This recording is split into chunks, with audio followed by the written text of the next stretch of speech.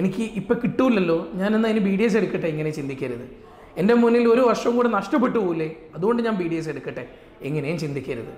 നിങ്ങൾക്ക് ഇനിയും വർഷങ്ങൾ ചിലപ്പോൾ നഷ്ടപ്പെട്ടു പോയേക്കാം BDS എടുത്തിട്ട്. അതിനിടയിൽ ചിലപ്പോൾ നമുക്ക് വർഷങ്ങൾ നഷ്ടപ്പെട്ടു പോയാലോ. ഞാൻ BDS എടുക്കട്ടെ, എന്നാലും ഞാനൊരു കാര്യം ചെയ്യാം, ഇനി നന്നായിട്ടിരുന്നിട്ട് BDSൻ്റെ കൂടെ ഞാൻ കോളേജിലിരുന്നങ്ങ് പഠിക്കട്ടെ, ചുമ്മാ വിചാരിക്കുകയാണ് കേട്ടോ. അപ്പം ഇസ്തെറ്റിക്സിന് അത്രത്തോളം ഇമ്പോർട്ടൻസ് കൊടുക്കുന്ന ആളുകളാണ് എല്ലാവരും. അപ്പം അതുകൊണ്ട് തന്നെ അവരുടെ ചിരി ഏറ്റവും നല്ലതായിരിക്കണം, അവരെപ്പോഴും അടിപൊളിയായിരിക്കണം എന്ന് ആഗ്രഹിക്കുന്നവർ തന്നെയാണ് നമ്മളെല്ലാവരും തന്നെ.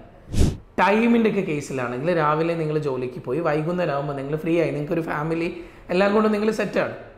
ഇനി ഇതിൻ്റെ നെഗറ്റീവ് സൈഡും കാര്യങ്ങളൊക്കെ കൂടെ പറഞ്ഞു തരട്ടെ.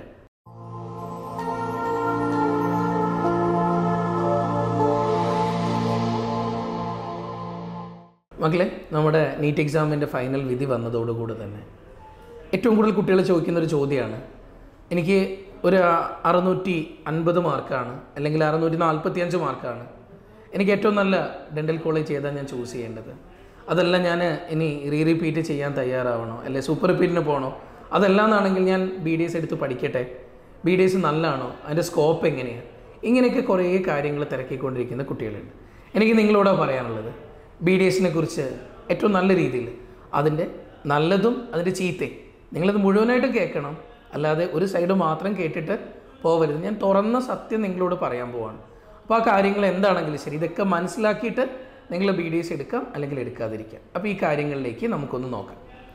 നിങ്ങൾ ഇപ്പോൾ നല്ല സ്കോറൊക്കെ വാങ്ങിച്ചു, നിങ്ങൾ മനസ്സുകൊണ്ട് നിങ്ങൾ ഡെൻ്റൽ എടുക്കാൻ തയ്യാറായി കഴിഞ്ഞാൽ മാത്രമേ നിങ്ങൾ മനസ്സുകൊണ്ട് അത് ഓക്കെയാണ്. ചിലപ്പോൾ 2 വർഷം 3 വർഷം കഷ്ടപ്പെട്ട കുട്ടികളായിരിക്കാം നിങ്ങൾ.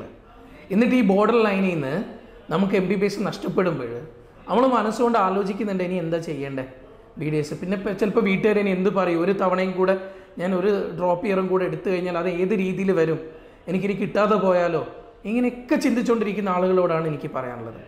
നിങ്ങൾ മനസ്സുകൊണ്ട് നിങ്ങൾ ഉറപ്പിച്ചിട്ടും എനിക്ക് BDSന് പോയി കഴിഞ്ഞാൽ ഞാൻ അതുമായിട്ട് മുന്നോട്ട് പോകാൻ റെഡിയാണെന്ന് ചിന്തിക്കുന്ന ഒരു കുട്ടി മാത്രമേ BDS എടുക്കാൻ തയ്യാറാവും. അല്ലാത്ത ഒരു കുട്ടി പോലും എനിക്ക് ഇപ്പം കിട്ടൂലല്ലോ, ഞാനെന്നാൽ അതിന് BDS എടുക്കട്ടെ ഇങ്ങനെ ചിന്തിക്കരുത്. എൻ്റെ മുന്നിൽ ഒരു വർഷം കൂടെ നഷ്ടപ്പെട്ടു പോകില്ലേ, അതുകൊണ്ട് ഞാൻ BDS എടുക്കട്ടെ എങ്ങനെയും ചിന്തിക്കരുത്. നിങ്ങൾക്ക് ഇനിയും വർഷങ്ങൾ ചിലപ്പോൾ നഷ്ടപ്പെട്ടു പോയേക്കാം BDS എടുത്തിട്ട്. അതിനിടയിൽ ചിലപ്പോൾ നമുക്ക് വർഷങ്ങൾ നഷ്ടപ്പെട്ടു പോയാലോ.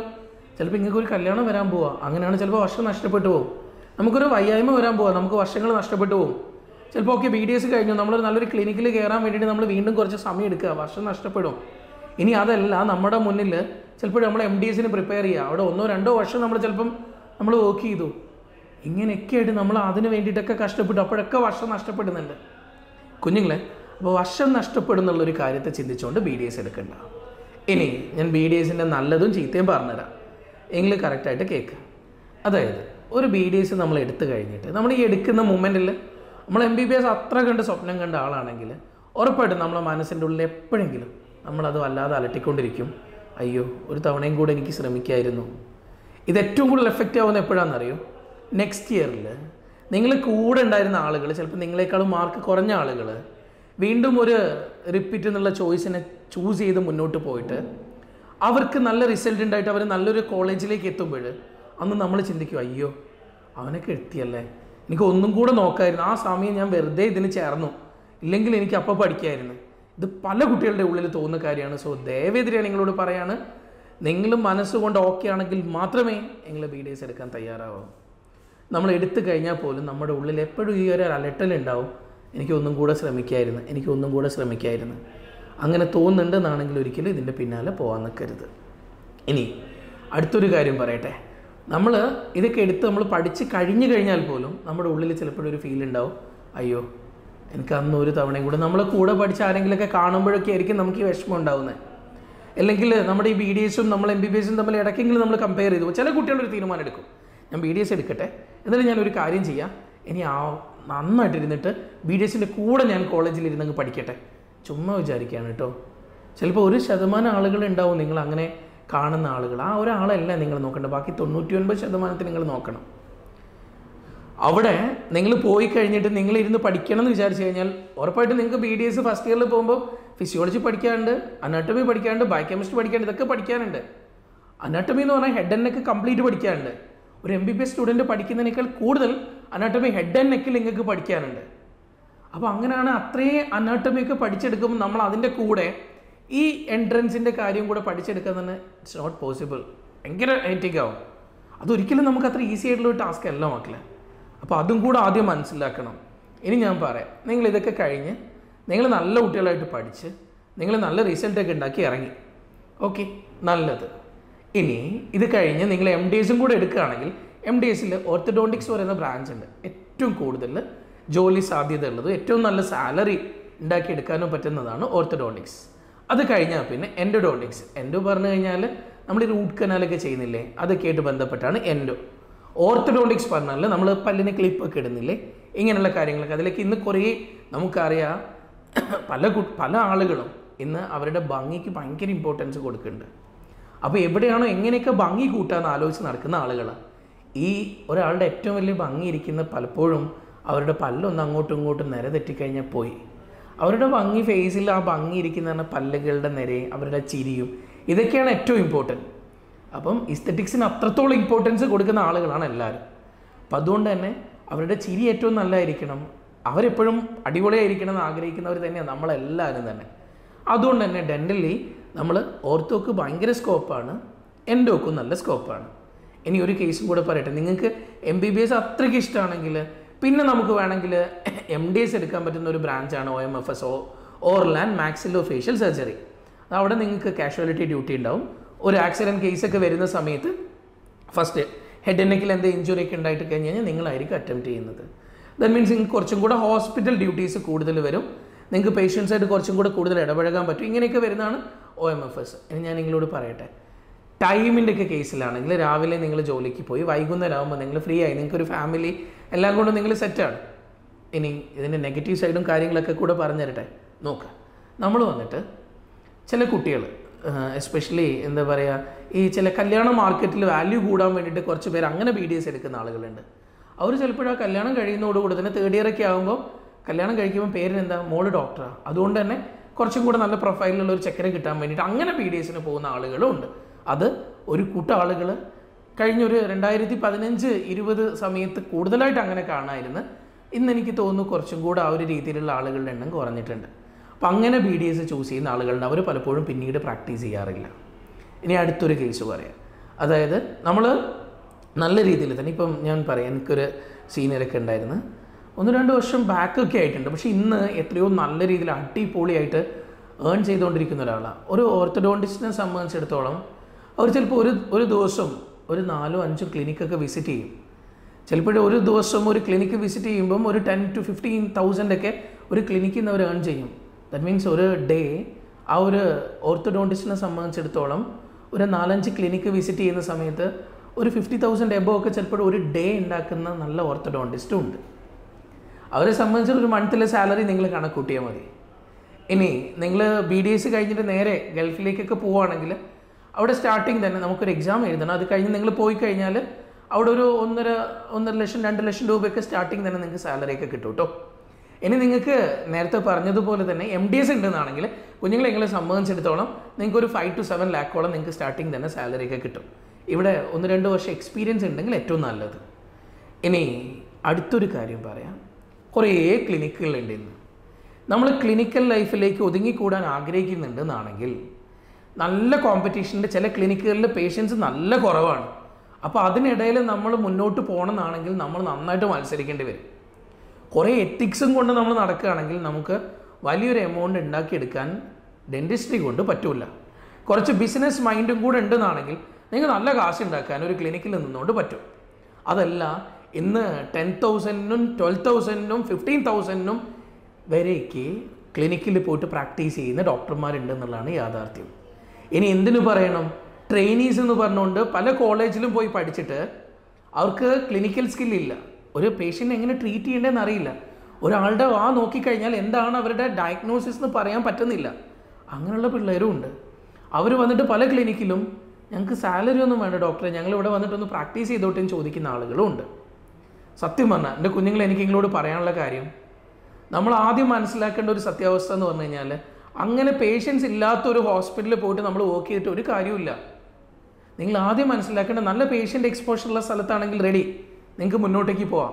അതല്ലാന്നാണെങ്കിൽ നമ്മൾ അങ്ങനെ ചെയ്തുകൊണ്ട് നമുക്കൊരു കാര്യമില്ല. എന്നിട്ട് നമ്മൾ ഒരു സാലറി പോലും വാങ്ങിക്കാതെ നമ്മൾ അവിടെ ഇങ്ങനെ ട്രെയിനി ആയിട്ട് നിൽക്കുകയാണ്. എന്നിട്ട് നമ്മൾ അവിടുന്ന് പണി പഠിച്ചെടുക്കുക. ഇനി ഇതുപോലെ തന്നെ സീനിയർ ഹൗസ് ഏജൻസി എന്ന് പറഞ്ഞുകൊണ്ട് പോകുന്ന ആളുകളുണ്ട്. താലൂക്ക് ഹോസ്പിറ്റലിൽ അല്ലെങ്കിൽ അങ്ങനെ ജില്ലാ ഹോസ്പിറ്റൽ ഇവിടെയൊക്കെ പോയിട്ട് അങ്ങനെ അവിടുന്ന് എക്സ്പീരിയൻസ് ആക്കാൻ വേണ്ടിയിട്ട് അവിടുന്ന് പണി പഠിക്കുന്ന ആളുകളുണ്ട്. ഇവരൊക്കെ കേസിൽ ഞാൻ പറയാൻ പോകുന്ന സ്വന്തമായിട്ടൊരു ക്ലിനിക്കല്ല. നമ്മളൊരു ക്ലിനിക്കിൽ നിൽക്കുകയാണെങ്കിൽ നമ്മളെ നാട്ടിൽ നിന്നുകൊണ്ട് ഒരു ബേസിക്കലി 10, 12, 15, 20, 25 ഇതൊക്കെയാണ് 5 വർഷത്തെ നമ്മുടെ എഫേർട്ടിന് ഇവിടെ നിന്ന് കിട്ടുന്ന പ്രതിഫലം. സാധാരണ കൂലിപ്പണിക്ക് പോകുന്ന ആൾക്ക് ഇതിനേക്കാളും കാശ് കിട്ടുന്നുണ്ടെന്നാണ് യാഥാർത്ഥ്യം. നമ്മൾ നമ്മുടെ 5 വർഷത്തെ എഫേർട്ട് മൊത്തം എടുത്തിട്ട് ചില പ്രോസസ്സിൻ്റെ വാശി തീർക്കാൻ വേണ്ടിയിട്ട് നമ്മൾ ഈ ടീത്ത് സെറ്റൊക്കെ ആയിട്ട് വരുമ്പോൾ അത് വലിച്ച് നമ്മളെ മുഖത്തേക്ക് എറിയുമ്പോൾ പോലും നമ്മളൊന്നും മിണ്ടാതെ ഇറങ്ങി പോകുമ്പോൾ നമുക്ക് കിട്ടുന്ന സാലറിയാണ് ഇത്. ഇത് വേർത്താണോ നിങ്ങൾ ആദ്യം ആലോചിക്കുക. ഇനി നിങ്ങൾക്ക് നല്ല സ്കില്ലുണ്ടെന്ന് കൂട്ടിക്കോ. നിങ്ങൾ നല്ല സ്കില്ലുള്ള ആളാണ്. നിങ്ങൾ സ്വന്തമായിട്ടൊരു ക്ലിനിക്ക് തുടങ്ങി.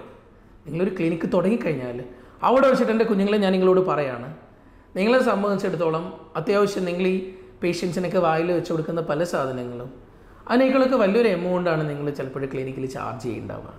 സോ നിങ്ങളെ സംബന്ധിച്ചിടത്തോളം നിങ്ങൾക്ക് നല്ല രീതിയിൽ ഇതിനെ ഒരു ബിസിനസ്സായിട്ട് നിങ്ങൾ ചിന്തിക്കുകയാണെങ്കിൽ നല്ല എമൗണ്ട് ഉണ്ടാക്കാൻ നമുക്ക് പറ്റുന്നൊരു കാര്യവും കൂടെയാണ് സത്യത്തിൽ ഡെൻറ്റിസ്ട്രി.